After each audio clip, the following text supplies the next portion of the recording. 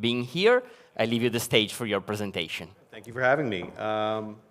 So, yeah, this is the talk, contributing to the CRA standardization process. A lot more about why you might want to contribute to the standardization process, because actually doing it is not that hard. So, my name is August Bournique. I'm an Amsterdam-based consultant and attorney. Immigrated to Europe about 2.5 years ago. And just to prove that this is a presentation by someone with a legal background, I have to give you a disclaimer, because that's what lawyers do. This presentation is general information. It's not legal advice about your specific situation. I am not your lawyer. Everything in this presentation is my own opinion. It's not that of my clients or any official body.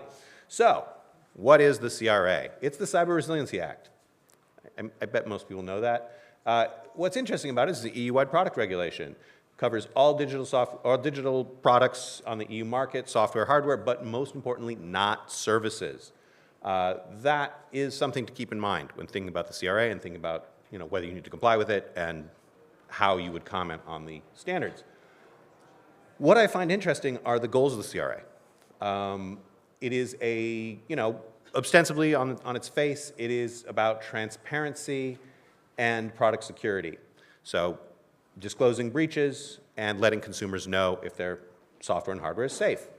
That's good, just a general good. But I think it's fascinating because if it's successful, it will, at least in part, transform the software industry into a regulated industry to the extent that there are consumer safety laws involved and requirements involved, which is, I believe, a boon to European digital sovereignty, because it will mean that, on a whole, the products sold to the European consumer will be better at protecting our privacy and harder to breach. So, if you're in open source, I suspect the question you might have is, should I be worried about the CRA? And the answer, of course, is kind of another lawyerly answer, is no, but yeah, also it depends. Generally, the CRA does not cover traditional open source software. If you are writing something, putting it out for free, you have no commercial element of your work, you don't have to worry about it because you're not a manufacturer placing a product on the market. However, if you are commercial, which a lot of open source is, that is to say, you are doing it for a profit-motivated activity, a profit motivation, even if you're giving it away free, but there's a commercial motivation behind it, then the CRA is something you need to think about. And if you are a piece of software that's free but is being integrated by a for-profit partner, proprietary software partner, and you are selling it to them, then you are commercial as well, and the CRA matters to you. But even if you are just a developer working on an open source project in the most traditional way, you're giving it away, you're doing it for fun, you should, I think, care about the CRA, because it is a big opportunity, I think, for open source. First, obviously, if you're commercial, you'll need to comply with it. And if you aren't commercial and you have integrators that use your software for commercial purposes, they're probably going to bug you about it and say, hey, why don't you do this compliance work? I don't think you should do that compliance work just out of the goodness of your heart. I mean, you can, but I think it's very hard to get free compliance work done. So that is one of the reasons that you should care about it, because it is potentially a way, especially through the mechanism that it creates, a new type of market actor called an open source software steward, to potentially generate maintenance funds and some income for that doesn't necessarily even push you into becoming a commercial product. But what I also think is fascinating is the CRA is really one of the first laws in the EU around tech that has brought in open source voices. And it started out bad, it's much better now. The standardization process has a lot of open source people working on it. And it is really potentially a model for future regulation where open source has a voice, which is great. And I think a huge benefit that can't be overstated. So the standardization process, where we are now, the law has been out for about a year. It goes into effect over the next couple of years. Standardization process is pretty simple. The European Union, through the European Commission, asked for the standards organizations, the ESOs, ETSI, CEN, and CENELAC, or CEN-CENELAC because they always work together, to write some standards. Those standards are going to be drafted and then submitted for, to harmonization consultants who will review them and for public comment. The public comment and the harmonization consultants' opinions will then be reincorporated into the drafts. Drafts will be submitted to the European Union through the EC for approval as harmonized standards. What is a harmonized standard? It is a standard that has governmental approval. It does an interesting thing in that it shifts some issues in court, so burdens of proof, and gives you a presumption of conformity that protect you if something goes wrong with your product. There's a breach, the MSA comes after you. Ubuntu is experiencing an internal error. And I can't go on from here. Okay, well, what I was going to talk to you about harmonized standards after this, and I can try to do this without my slides, is that there's a lot of standards in process right now. There's over 35 standards going on right now. That there's 3 horizontals and 30 plus vertical standards. The 3 horizontals are more general. I'm not going to go into them a lot. They're not something I'm deeply involved in. And personally, I think the vertical standards are much more interesting for open source. The ones that are bolded there are ones that me and my company, Baustock, are working on. What's interesting about the vertical standards is they're sort of a slice of the market, a specific type of product. And they're pretty narrow, they're pretty simple, even if there's a lot of them.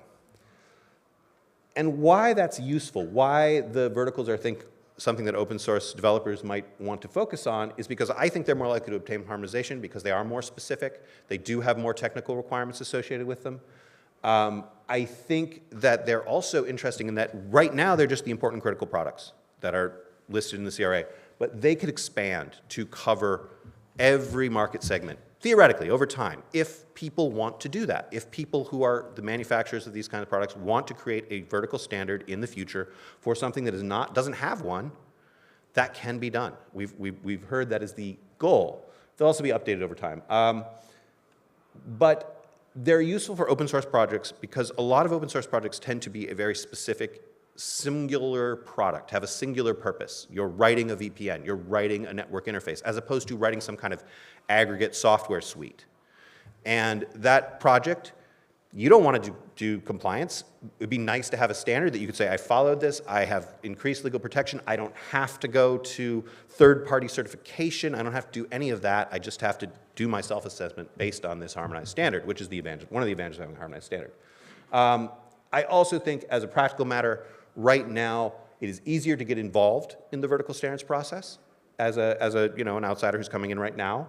And there's more space for technical expertise in the contributions because you're looking at specifics. You're looking at a specific type of product.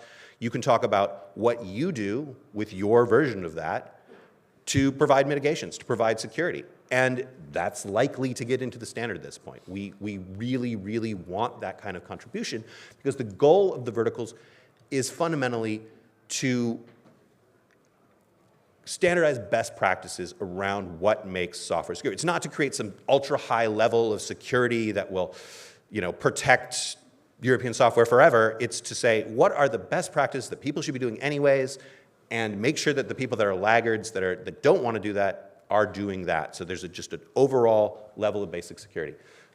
Looking at the vertical standards specifically, I'm going to try to be as quick as I can here. I think this is interesting, and the reason I'm presenting it is because I think it will help you, if you start reviewing these standards, to understand what they're trying to do as a structure.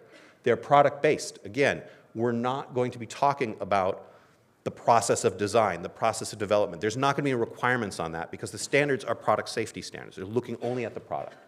Where you're going basically around a risk-focused structure. So the vertical standards so far are set up as each product defines its core functionality. You might have a bunch of other functions, but you're making one thing for one thing. That's how you're selling it. If you're not doing that, there probably won't be a harmonized standard for you. You would follow that core functionality's harmonized standard and do due diligence around the other functions.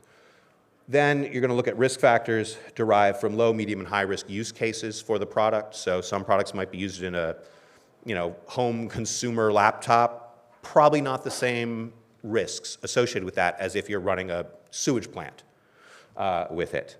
And then the security requirements will be derived from that. The security requirements themselves will include a bunch of mitigations, specific tests and features and documentation that you need to make. And from that, after that, there'll be sample use cases at the end. So you're confused by this nonsense I've just showed here. You can say, oh, well, but I make a product like this. It's close to this use case. OK, this is what I would need to apply. So it's kind of just a guideline. It's not required, but it's a guideline. So this is an example, specific example. Hopefully, it'll be a little clearer. Network interface is standard. This is one that's being worked on right now. This is from their most recent draft. There's a risk factor called NET. A very useful name there because it's what degree of network connectivity the network interface is meant to be used for. From L0, which is a private isolated network, to L3, a public network. That creates a security requirement. Well, based on how connected you are, you need to do static source code analysis for memory errors. The mitigation associated with that is, all software and firmware in the product shall be checked for, and then there's a list of memory errors. I couldn't fit it in here, using a source code analysis tool. Not what source code analysis tool you need to use or anything like that, but you need to do that. Unless, if your use case is net L0, the completely isolated network, maybe you don't need to do that. And various, but if you're L1 through 3, you do. And that's kind of how the structure of each of the security requirements works. But now I want to get to how to get involved, because this is really why I'm up here, is to say, please get involved. We can use your help, and you can have an impact on the laws of the European Union and how they regulate software and consumer safety around it.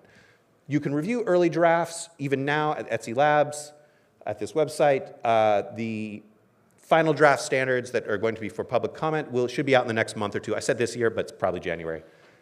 Or you can get more involved by talking to some of the open source foundations who are Etsy and Send members and seeing if they can nominate you as a delegate, a technical contributor, to the specific working group. So you can just sit in the meetings and work on the Git with the rest of us.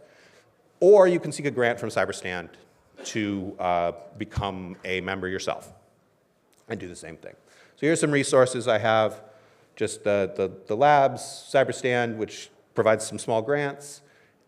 This is the software standardization website that Sensenelec and Etsy set up. And the BSI has just created a dashboard. It's just kind of fun. It's not super up to date, but it's up to date enough. And this is my information over here. And I'm happy to talk to people about this stuff if they want to get involved. So thank you very much.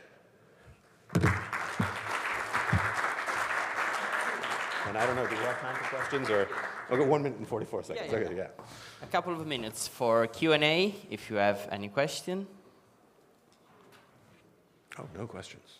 Okay, so I have one for you. Okay, yeah. Since the law has been approved last year, but of course we are facing an evolution of technology that is really, really fast. Is there anything that is already old in that legislation? I would say, this is just an example from working on the SEAM standard, which is the one that I'm working on myself. I'm rapporteuring for with a fellow from Finland named Santeri Toika, who's quite a good expert. It is a standard for SEAM. It is not a standard for SOAR. So if you look at the market for SEAM systems right now, there's very few that are just purely a SEAM system. A lot of them now have this separate layer of analysis. It's a source system, but that's not part of the standard. That is not one of the categories named in the CRA as a high risk, or I shouldn't say high risk, I should say an important product.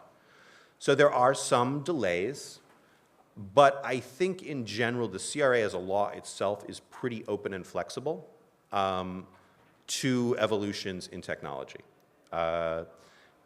Hopefully the standards will continue to evolve as well. That's one of the difficulties of it, is that these standards need to be produced quickly, and we're having some difficulty with that, which is why open source contributors who have technical knowledge would be great contributors, because we need advice. We can't get it from the manufacturers, as a lot of the standards usually do. There's a space to come in and say, hey, well, we have that expertise. Perfect on time. The gong, yeah. So thank you once again, Bournique.